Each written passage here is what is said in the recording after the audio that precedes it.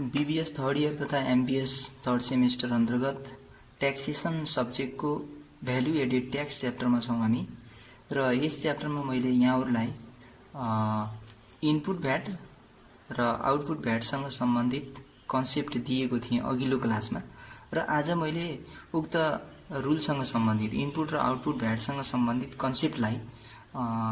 कन्सेप्टसँग सम्बन्धित रहेर एउटा मैले प्रब्लम सल्युसन गर्नेछु र सँगसँगै भ्याट पेमेन्ट गर्ने बेलामा यदि हामीले भ्याट पेमेन्ट गर्न चाहिँ लेट गर्यौं भने हैन त्यो अवस्थामा गभर्नमेन्टलाई कति फाइन पेमेन्ट गर्नुपर्छ त भन्नेसँग सम्बन्धित पनि कन्डिसनलाई लिएर उपस्थित भएको छु। मैले लिएको क्वेशन अनुसार यसके and sons a wholesaler supplied the following information related to its transactions made during the month of Asar भनेर असाढ महिनाको लागि दिएको इन्फर्मेसन छ।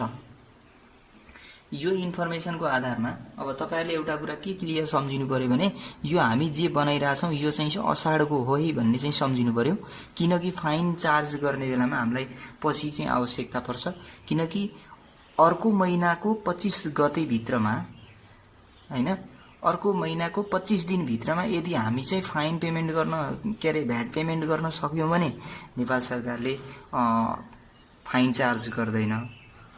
तर हामी त्यो 25 गते भित्रमा वा 25 दिन भित्रमा चाहिँ पेमेन्ट गर्न सकेनौं भने त्यो अवस्थामा चाहिँ नेपाल सरकारले फाइन चार्ज गर्छ।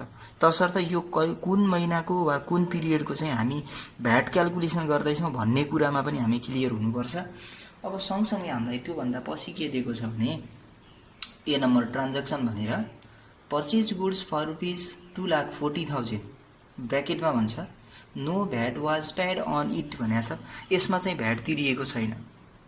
उसले गुड्स चाहिँ परचेज गरेर ल्यायो, इट मिन्स यो इनपुट हो। यो इनपुटमा उसले भ्याट तिरेको हुन्थ्यो भने हामी त्यो इनपुटमा तिरिएको भ्याटलाई हामी इनपुट भ्याट भनेर त्यसलाई इन्क्लुड गर्नु पर्थ्यो वा इनपुट भ्याट भनेर देखाउनु पर्थ्यो र यसमा चाहिँ नभएको हुनाले त्यसलाई हामी यहाँ अहिले इनपुट भ्याट भनेर क्याल्कुलेसन गरेर देखाउन चाहिँ मिल्दैन। त्यस्तै हामीलाई बी नम्बरमा के छ भने परचेज गुड्स फर रुपीज 67,800 67,800 मा गुड्स परचेज गर्यो इन्क्लुडिङ भ्याट भनेको छ। यसको अर्थ 67,800 भित्र चाहिँ भ्याट पनि समावेश भएको हुनाले हामी यो गुड्स परचेजमा भ्याट तिरेको हुँदा यो तिरिएको भ्याट कति छ भनेर हामी निकाल्न सक्यौं भने यो चाहिँ इनपुट भ्याटको एउटा पार्ट चाहिँ मान्न सक्छौं है। त्यसलाई हामी यहाँ समावेश गर्नुपर्छ। तसर्थ मैले अहिले यहाँ सँगसँगै के गर्ने भए भने क्याल्कुलेसन अफ यो सल्युसन है, सल्युसन म यहीँबाट सुरु गर्ने भए calculation of total input VAT. अब इनपुट भ्याट क्याल्कुलेसन गर्ने बेलामा हामी के गर्छौं भने VAT paid on goods purchase भनेर यहाँ हामी लेख्यौं। अब गुड्स परचेज गर्दा तिरिएको भ्याट कति त भन्दा 67,800 भनेर जुन दिएको छ यो इन्क्लुडिङ भ्याट हो हैन। इन्क्लुडिङ भ्याट हो भने यो त तपाईको कति पर्सेन्ट हो त भन्दा 113% हुन्छ। अनि इन्टु 13 गर्दियौं भने के आउँछ त भन्दा यो भ्याटको एमाउन्ट मात्रै आउँछ। त्यो हामी यहाँ क्याल्कुलेसन गरेर हेर्छौं हैन कति आउँछ भनेर 67,800 जुन फिगर छ त्यसलाई हामी 113% ले किन डिभाइड गर्यौं भन्नुको अर्थ यहाँ चाहिँ 100% आफैमा भ्यालु हो, त्यसमा 13% चाहिँ भ्याट इन्क्लुड गरिएको हुनाले हामी 113% ले डिभाइड गरेका हौं। जति आउँछ यसलाई हामी इन्टु फेरि 13 गर्ने हो, किन भन्दा 13% भ्याट कति हो त भनेर निकाल्नु पर्ने हो। यो हाम्रो RS 7800 चाहिँ आउँछ। त्यसै गरेर सी नम्बर पोइन्टमा हामीलाई के दिएको छ भने all the goods were sold for rupees 4,52,000 including VAT भनेको छ। यो हाम्रो परचेजसँग सम्बन्धित भएन, यो सोल्डसँग सम्बन्धित भयो भने हामीले कुनै पनि गुड्स चाहिँ प्रोड्युस गर्यौं र त्यसलाई चाहिँ सेल्स गर्दा भनेपछि यसलाई हामी आउटपुट भ्याटमा समावेश गर्नुपर्छ। यो हाम्रो इनपुट होइन। त्यो भन्दा पछि डी नम्बरमा इन्डाइरेक्ट मटेरियल्स भनेर दिएको छ, इन्क्लुसिभ अफ भ्याट भनेर हामीलाई 50,850 दिएको छ। भनेपछि हामी यहाँ इन्डाइरेक्ट मटेरियलमा तिरेको भ्याट पनि निकाल्छौँ। VAT paid on indirect material. Indirect material कतिमा किनिएको रहेछ त भन्दा जुन हामीलाई 50,850 दिएको छ यो चाहिँ इन्क्लुडिङ भ्याटै हो। यसमा भ्याट समावेश छ भने यो पनि के हुने भयो 113% हुने भयो।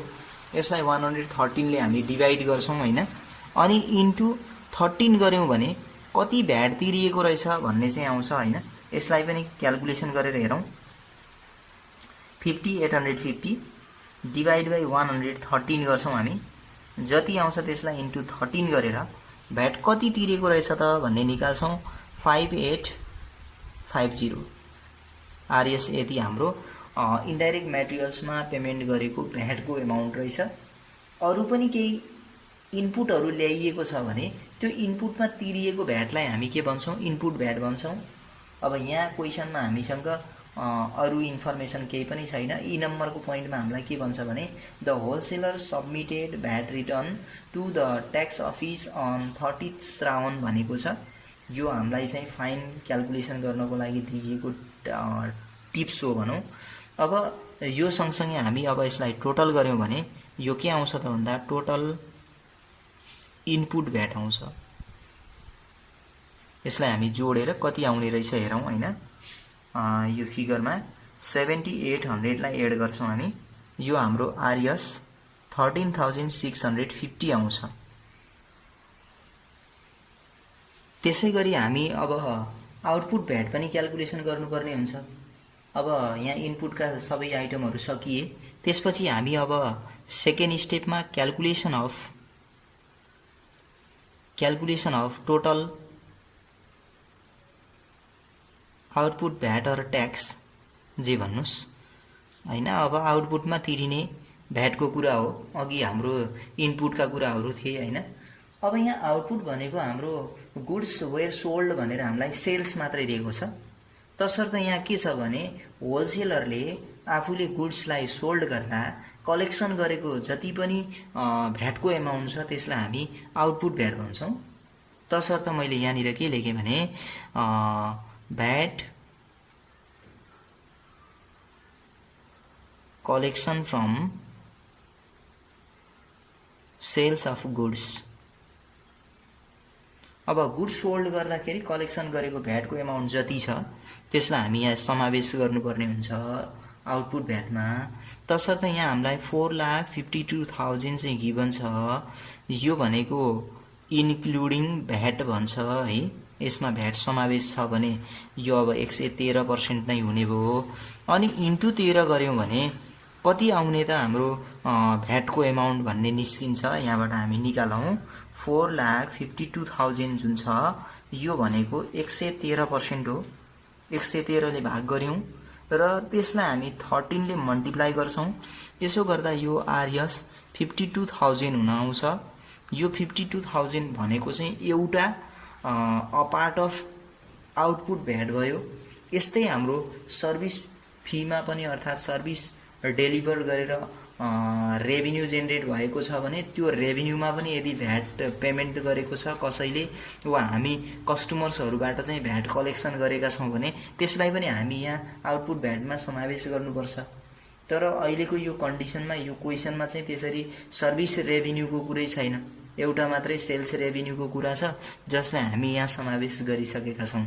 तसर्थ यो यहाँबाट प्राप्त भएको जुन आरएस 52,000 छ यो 52,000 भनेको चाहिँ के हुन्छ त भन्दा हाम्रो टोटल आउटपुट भ्याट हुन आउँछ र यो टोटल आउटपुट भ्याट भयो र यो हामी अघि प्राप्त गरेको जुन छ यो टोटल इनपुट भ्याट भयो। अब सँगसँगै हामीलाई क्वेसनले के सोधेको छ त त्यहाँनिर जाउँ। Amount of value added tax paid by manufacturer to the government for the month भनेको छ। अब होलसेलरले कति तिर्यो त भ्याट कति तिर्यो त भन्ने कुरा हो। अब खास गरी यो ड्युरेसनमा उसले इनपुटमा तिरेको भ्याट यो हो र होलसेलरले खास गरी आफूले गुड्सहरू सोल्ड गर्दाखेरि गभर्मेन्टलाई तिरिएको भ्याट भने यो हो। तसर्थ यो फर्स्टमा हामीलाई amount of value added tax paid by manufacturer भनेको छ। म्यानुफ्याक्चररले कति तिर्यो भन्दैछ, माथि होलसेलरको कुरा गरेछ, जहाँसम्म तल म्यानुफ्याक्चररको कुरा सोधेको भए यो म्यानुफ्याक्चररले होलसेलरलाई बिक्री गर्ने बेलामा यो तिरिएको भ्याटको कुरा यो हो। यसलाई हामी एन्सरको रूपमा देखाउनुपर्छ, तर क्वेसनमा यहाँ खै प्रिन्ट मिस्टेक भएको हो या त के हो थाहा छैन। म्यानुफ्याक्चररले तिरेको भ्याट भनेर सोध्छ भने हामी यो 13,650 लाई नै देखाउनुपर्छ, र होलसेलरले तिरेको भ्याटको कुरा गर्छ भने यो 52,000 को कुरा हुन्छ। अब यहाँ हामीले सँगसँगै के ख्याल गर्नुपर्छ भने हाम्रो फर्दर क्वेसनलाई आधार हुने गरेर हामी जस्तो ए नम्बरमा सोधेको amount of value added tax paid by manufacturer is RS 13,650 यो चाहिँ म्यानुफ्याक्चररले तिरेको र यो म्यानुफ्याक्चररले तिरेको भ्याट, तर यो तिर्नुपर्ने तिरेको भए पनि म्यानुफ्याक्चररले तिरेको भए पनि उसले कोसँगबाट असुल उपर गर्यो त भन्दा होलसेलरबाट गर्यो, तर म्यानुफ्याक्चररले तिर्नुपर्ने भ्याट यो भएको हुनाले म्यानुफ्याक्चररले कति भ्याट तिर्यो भन्दा हामी 13,650 भन्छौँ। अनि त्यस्तै गरेर मैले यहाँनिर के देखाइदिएँ भने amount of VAT paid by wholesaler is RS 52,000। यो होलसेलरले रिटेलरलाई बिक्री गर्ने बेलामा गभर्मेन्टलाई तिर्नुपर्ने भ्याट हो, तर यसरी चाहिँ होलसेलरले रिटेलरलाई बिक्री गर्ने बेलामा उसले के गरे हुन्छ त भन्दा रिटेलरबाट उसले असुल उपर गर्छ, अर्थात् रिटेलरबाट कलेक्सन गरे पनि यो होलसेलरले तिर्नुपर्ने भ्याट भएको हुनाले यहाँनिर मैले होलसेलरले तिरेको भ्याट भनेर सो गरेँ। सँगसँगै हामीलाई बी नम्बरमा के सोधेको छ भने fine payable by the wholesaler to the government भनेको छ। अब फाइन क्यालकुलेसन गर्नको लागि हामी सँगसँगै के निकाल्नुपर्छ भने भ्याट पेएबल एमाउन्ट निकाल्नुपर्छ। VAT payable to the government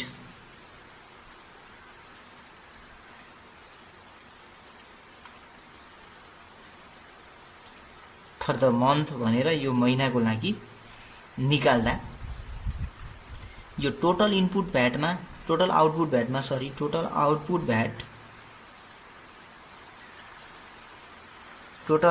VAT minus अनि टोटल इनपुट भ्याट गर्छौँ हामी।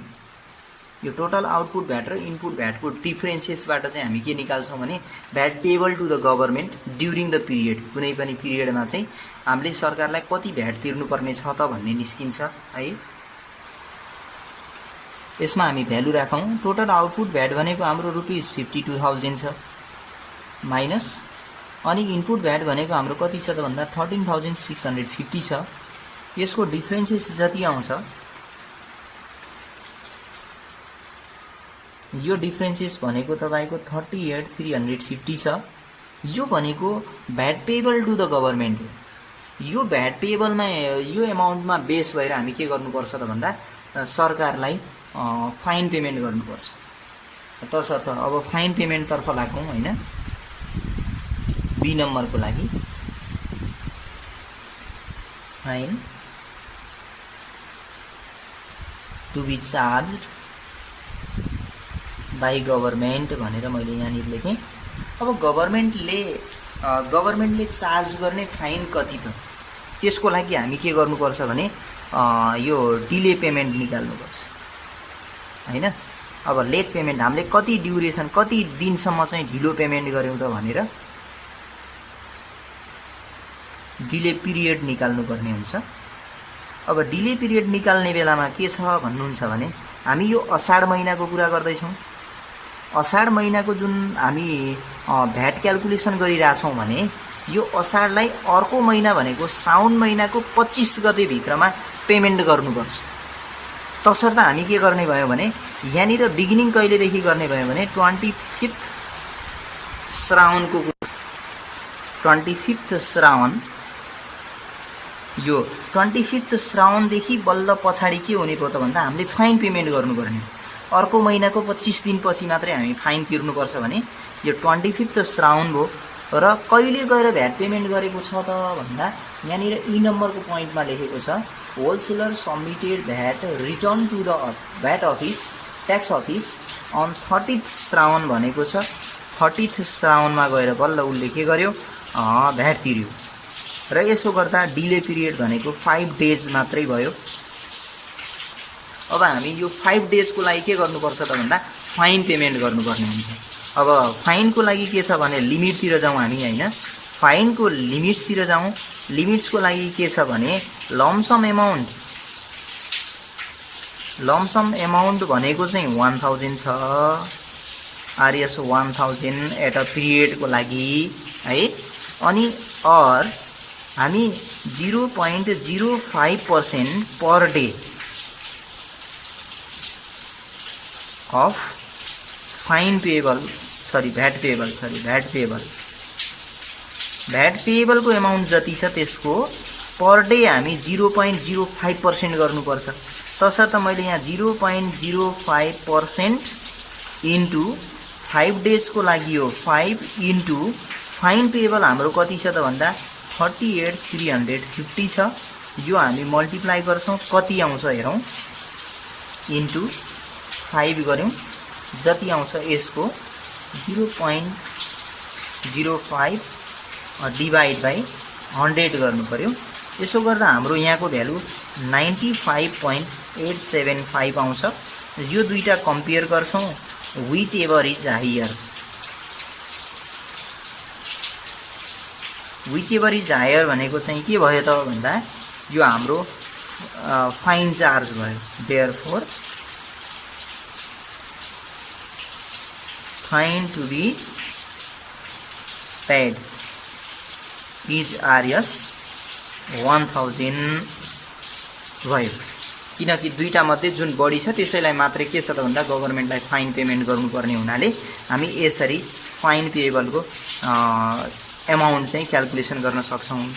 अब यहाँहरूले यस्तो किसिमको क्वेसन ख्याल गर्दा, यस्तो किसिमको क्वेसन सल्युसन गर्दा सँगसँगै तपाईहरुले के गर्नुपर्छ त भन्दा हामी एउटा नोट्स पनि लेख्नुपर्ने हुन्छ। त्यो नोट्स पनि सँगसँगै यहाँ समावेश गरिदिनुपर्छ। तपाईहरुले यहाँ नोट्स लेख्नका लागि योभन्दा अघिल्लो भिडियोलाई हेर्दा पनि हुन्छ, त्यसमा मैले यहाँ समावेश गरेको छु। त्यो भिडियोलाई हेरेर तपाईहरुले त्यसबाट नोट्ससँग सम्बन्धित आइडिया लिनुहुनेछ भन्ने अपेक्षा सहित म आजको लागि यो क्लास यति नै गर्दछु। हस्त धन्यवाद।